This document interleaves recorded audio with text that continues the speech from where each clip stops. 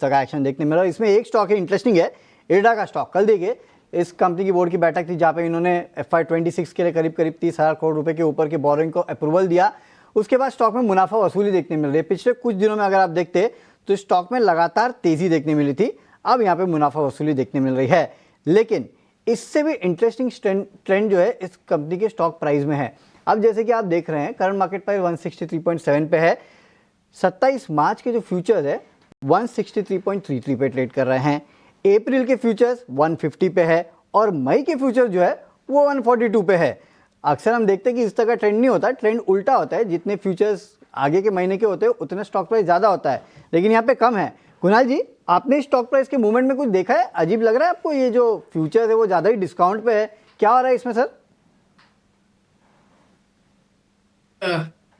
जिस हिसाब से स्टॉक में मोमेंटम हमें देखने को मिल रही है इरडा, आप देखिए आने वाले दिनों में स्टॉक में अच्छी खासी मोमेंटम पर्टिकुलरली देखने को मिल सकती है। नो डाउट टाइमिंग स्टॉक में देखने जाए ना तो पिछले 2-3 दिन से हमें करेक्शन देखने को मिला है। कल के दिन में शूटिंग स्टार कैंडलस्टिक्स फॉर्मेशन बनाया था जो एक बेयरिश रिवर्सल फॉर्मेशन है और 168 का एक सपोर्ट लेवल था और अभी स्टॉक 163 के अराउंड ट्रेड कर रहा है। मुझे लग रहा है कि स्टॉक में 153 के अराउंड की मोमेंटम आनी चाहिए। 153 अगर स्टॉक आता है तो वहां पे खरीदारी करके चलने की सलाह रहेगी और जिस हिसाब से स्टॉक ट्रेड कर रहा है लाइकली चांसेस है 153 हमें देखने को मिल सकता है।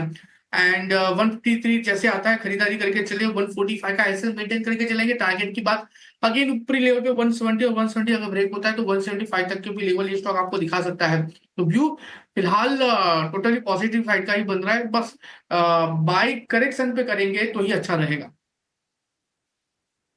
ये अच्छा है, व्यू ठीक है, बट हाँ करेक्शन आने दीजिएगा, उसके बाद ही स्टॉक में खरीदारी करना चाहिए। और एक स्टॉक देखिए सीमेंस का स्टॉक आज काफ़ी बेहतरीन तेज़ी यहाँ पे देखने मिल रही है, क्योंकि वो जो खबर आई है इनकी एनसीएलटी से अप्रूवल मिला है, डीमर्जर की खबर है, उसके बाद स्टॉक में अच्छी खासी तेज़ी देखने मिल रही है। तो इस पर भी एक राय ले लेते हैं कि करना क्या चाहिए स्टॉक पे। नीरव जी से पूछते हैं। नीरव जी, आपकी कंपनी की रिपोर्ट है, इसको आपने द कमबैक किड कहा है, बताइए सर सीमेंस में करना क्या चाहिए? कि देखिए, अगर हम ओवरऑल कैपिटल गुड्स की बात करें तो पिछले 2 सालों में हमने एक बहुत ही बेहतरीन तेज़ी देखी है सारे स्टॉक्स में, चाहे वो सीमेंस हो या एबीबी हो, एलएनटी हो और बहुत सारे छोटे छोटे mid and small cap companies में भी हमने ये सब देखा है। इसके चलते पिछले 6 महीने में हमने देखा था कि वैल्यूएशंस काफ़ी सारे स्टॉक्स के बढ़ गए थे एंड थोड़ा जो गवर्नमेंट का कैपेक्स पे जो ध्यान था वो थोड़ा कम हो गया था, तो उसके चलते एक अच्छा खासा हमने करेक्शन भी देख लिया है। बट आने वाले समय में हमें पता है कि ये जो ओवरऑल इंफ्रास्ट्रक्चर रिलेटेड पूरा जो ध्यान है गवर्नमेंट का, कैपेक्स भी धीरे धीरे रिवाइव होगा।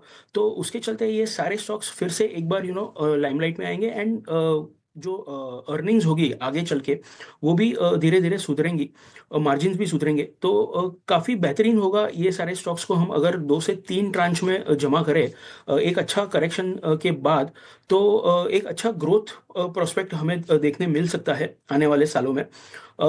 डेफिनेटली ये जो सीमेंट्स की बात कर रहे हैं यहाँ पर भी एक डीमर्जर स्टोरी है, तो ये भी एक वैल्यू अनलॉकिंग होगा इन्वेस्टर्स के लिए।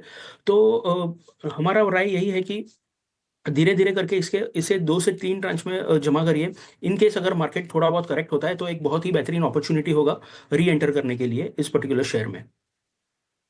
आती हुई